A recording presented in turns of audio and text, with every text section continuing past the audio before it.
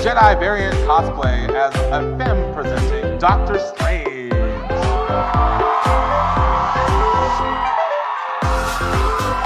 Oh, the hair? Yeah! The lining on the cape? The Eye of Agamotto glows?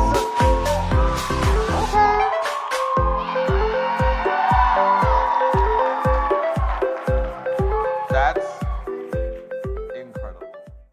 In our journeyman division. Jedi variant cosplay as our femme.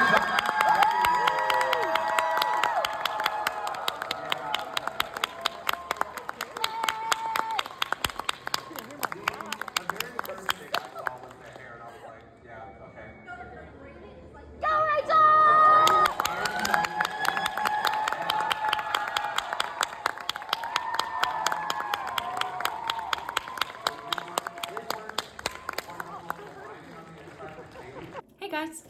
I wanted to take a little time today to walk through my Doctor Strange cosplay. So here is my build book where I competed with this cosplay at a local cosplay competition.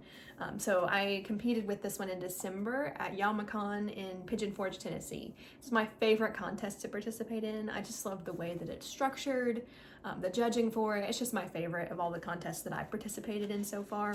But it was super exciting this past December because my Doctor Strange cosplay was picked as first place for the Journeyman division, which is like the intermediate level.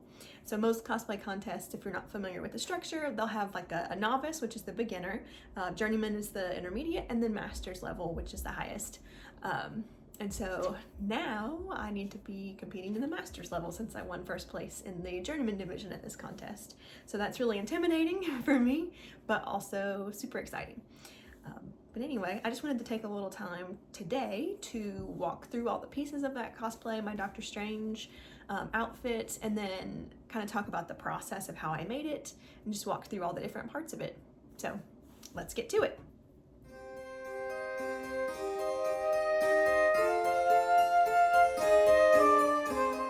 So there's a lot of different layers to this cosplay, so I think the easiest way to break it down is just to go one layer at a time. I did use a pattern, McCall's Doctor Strange costume pattern, as a starting point, but I did have to heavily modify it for me. It is a men's pattern, so it's definitely really big for me, but I did make a lot of modifications, so it's not exactly that pattern, but it was a very helpful starting point for me. One thing the pattern did not include was this little detailing on the front of the undershirt. I used a bunch of different ribbons that I stitched down, just with some straight stitching first to put it in place, and then went over it with some zigzag stitching for kind of like a satin stitch look to the edge. This is just a decorative panel that I stitched onto the front, and I really liked the texture that it added to this shirt.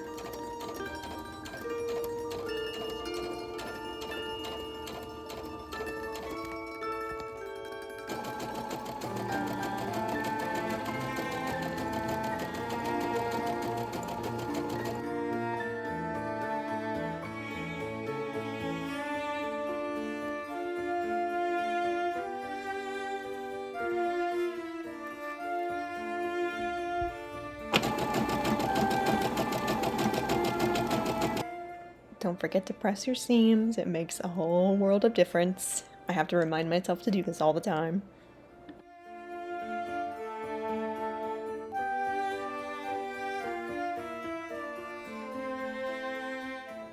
This shirt does include a zipper closure up the front, but I didn't want to bring it up all the way since I was going for a little bit more of a feminine look.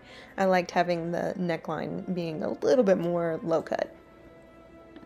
I was super pleased with how clean this collar looked. It was my first time doing some invisible hand stitching, and I'm obsessed with it now. For the tunic, I again used the Doctor Strange pattern from McCall's as a starting point, but I did a lot of modifications to the top part with all the pleating. I'll be honest, I did not really understand how that pattern was written for the top part. It was confusing to me, so I just kind of threw it together with something that I thought would fit right based on how the pleats needed to go and kind of made it up on the top, but the rest of it I followed the pattern pretty much.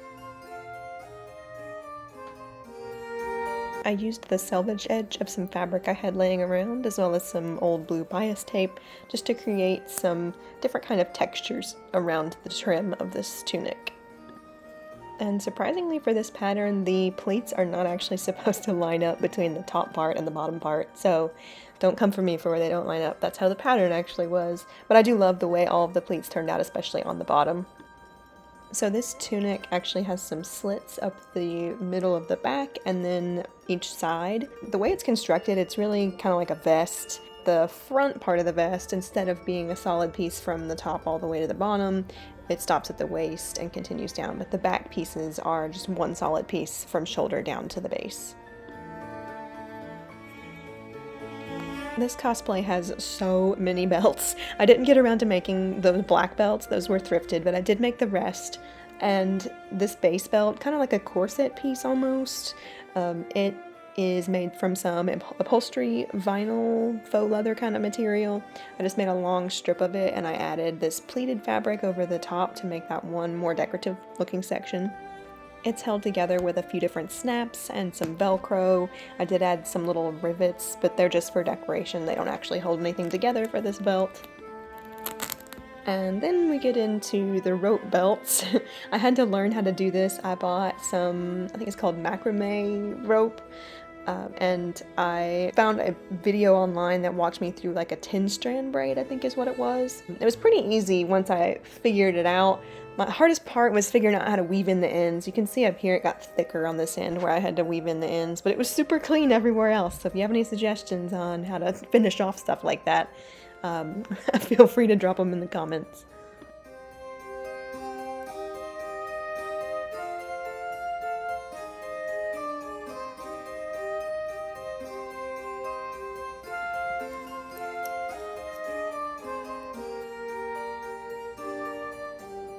This round buckle piece I actually made by layering up some EVA foam pieces. I wrapped it in Worbla to make it really hard so that it would support the weight of the belt, and then I ended up covering that in some Bondo to smooth out the texture from the Worbla, sanded it smooth, spray painted it, and then added some weathering and things to try to make it look a little bit more aged. And we pay no attention to the back. All the belts are just kind of tangled together to hold them in place correctly in the front, but they're covered by the cloak anyway. I did not use the McCall's pattern for this cloak. I kind of made my own thing up, but I used a lot of references of what some other cosplayers have done before. It was really hard to find any kind of pattern for this cloak that exists to actually get a similar shape to what Doctor Strange has. Most of the ones I found were just a pretty standard, like red cape that didn't have the asymmetrical type of design with this kind of rounded shoulder piece. I love all the different fabrics though, and I did use the selvage edge from my main fabric again to do this cool little trim between the different panels. I purchased the file for this fabric from someone on Etsy and I sent it over to Spoonflower to get it printed. I'm really proud of this edge here again. I put the trim on with some more invisible stitching. I also added on a little bit of hand embroidery down the trim. I would love to add more to this though. His cape has so much embroidery and different kind of textures on it. My cloak collar, I stood up by putting a wire on the inside so you can fold it, and I encased that wire in between the different layers with a blanket stitch around the edge to keep it in place. I 3D printed and painted these little brooches that go on the front. I think I found these files either for free or pretty cheap somewhere online, I can't remember, and I hid these safety pins underneath those brooches. But the safety pins are not the only thing holding this cloak onto the outfit. I actually put some really heavy-duty magnets underneath the cloak right here, and I wear a harness underneath my outfit that I sewed the magnet onto the other side so that I can have most of the weight from this cloak, because it is heavy, it's a very heavy cloak. Most of the weight from the cloak is being supported by those magnets.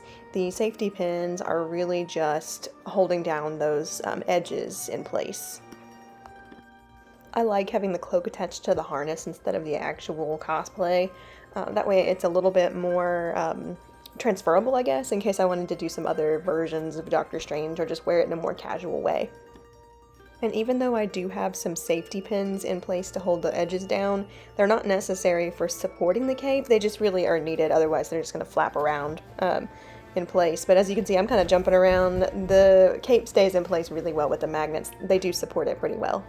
When I wear this with the actual cosplay, I actually put the harness on top of the undershirt but underneath the tunic. So it does have a fabric layer that goes between the magnets where they connect. It makes the connection a little bit weaker. You can see here without that fabric layer, I'm actually kind of struggling to get them apart because they're so strong. So it's a little bit weaker with the fabric between it, but they still do hold. The safety pins also are an extra security just to help keep everything in place. I definitely went about this wig in a way that, looking back, seems kind of insane.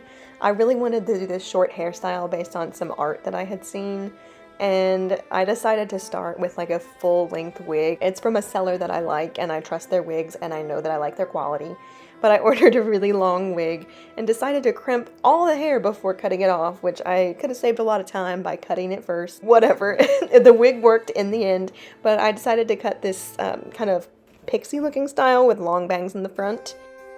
I also bought some silvery gray extensions, and I used that hair to ventilate the lace on this wig to add those silver gray streaks down the side. So ventilating is individually tying in hairs with a tiny little needle made specifically for this to tie the hair into the lace of the wig. This took a lot of time. Some people were like, just spray it with some hair color, but I really liked the look of actually having the gray hairs tied in. I just thought it made it seem so much cleaner. I'm not very experienced with this, so it definitely took me a little while to do this. I kept dropping the hairs, and I haven't quite perfected the technique, so I'm sure someone who's more practiced at this could go much faster, but it took me quite a while to get this done.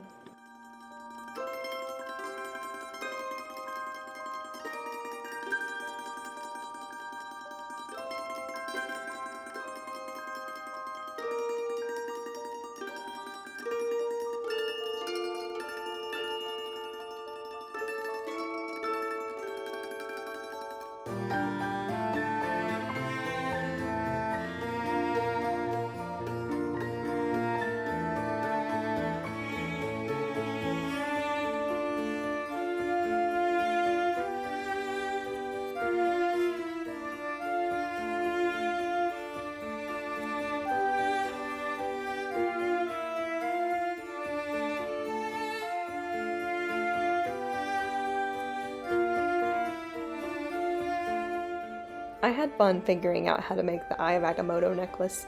I found a file online to start with, spray painted it. I actually cut a hole. There wasn't a hole in the back of this, but I needed a way to put lights in there. And the easiest way that I could think to do this, because I'm not very good with electrical or prints and things, and I don't know how to modify prints, but I just cut a hole in the back of this print, smoothed it out. It worked.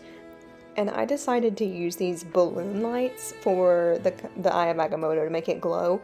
And they just they're kind of one-time use little lights, but they lasted a long time, and it came in a bag with a ton of them. You pull out the little tab, it lights up green, and I was able to put a couple of them in there, and they lasted for the entire convention day and stayed glowing. So I was good with that. And I just made a little tiny EVA foam panel that I slid into the hole to keep them in place. And I put some polyfill in there as well to keep them from moving around and diffuse that light a little bit. In the front, I actually used half of a ping pong ball that I cut and painted the inside of it green, so it also looks green even when the lights are off. And the cord for the necklace was made from a shoelace that I wrapped with some embroidery floss. My sling ring was actually a gift from my boyfriend. It was an extra from his cosplay that he did not want because it didn't fit him right. So it worked great for me. I finished it and painted it. And I used some rigid collodion SFX makeup on top of some eyeliner that I just drew on my hands to make it kind of look like his scars from his surgery. And here are some awesome photos of my cosplay all finished. I hope you guys enjoyed this breakdown, and I'll see you here again next time.